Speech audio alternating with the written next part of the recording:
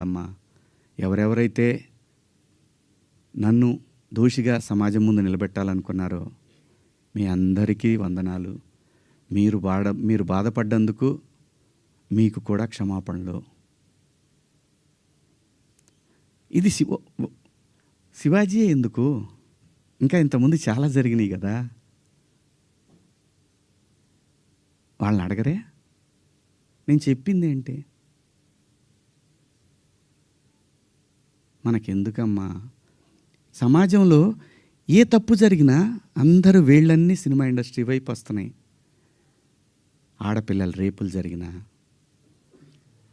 లేదంటే తాగి పిల్లలు మాబ్ దాడులు చేసుకున్న ఒకడికొకడు ఒక సమూహాలు కలిసి, ఆ సందర్భంలో మాట్లాడాలా లేదా?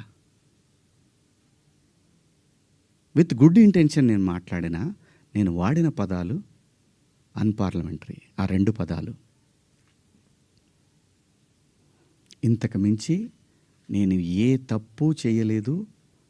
చేస్తే క్షమాపణ చెప్పడానికి వెనకాడను. నేను ఎదురుదాడికి కూడా వెళ్ళే మనిషిని కాదు. నేను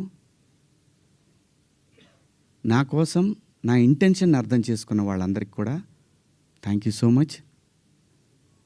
ముఖ్యంగా అనసూయ గారు నా ఇన్సెక్యూరిటీ గురించి మాట్లాడారు. అవునమ్మా, మా హీరోయిన్ని అలా వెళ్ళినప్పుడు, దాడులు చేసినప్పుడు భయం ఉంటుందని, వాళ్ళు బాధపడతారని, ఒకవేళ జరగరాంది ఏమైనా జరిగితే ఆత్మహత్యలు చేసుకుంటారని నాకు ఇన్సెక్యూరిటీ ఉందమ్మా. ఇంకోటి, నా మీద మీరు జాలి చూపించారు. ఐ పిటీ హిమ్ అని.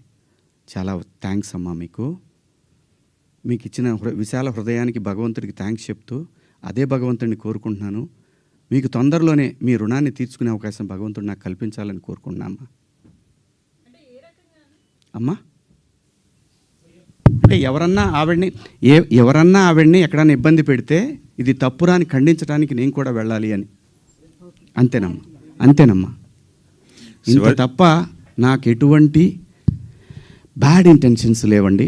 మీరెవరన్నా అడిగిన క్వశ్చన్స్లో మీరు పదాలు వాడిని తప్పు కదా అంటే దానికి ఆల్రెడీ క్షమాపణ చెప్పాను. ఇంకా వేరే ఏమన్నా ఉంటే అడగండి. శివాజీ గారు, ఆ రోజు మాట్లాడినా ఈరోజు మాట్లాడినా హీరోయిన్స్ గురించి మాట్లాడాను అన్నారు.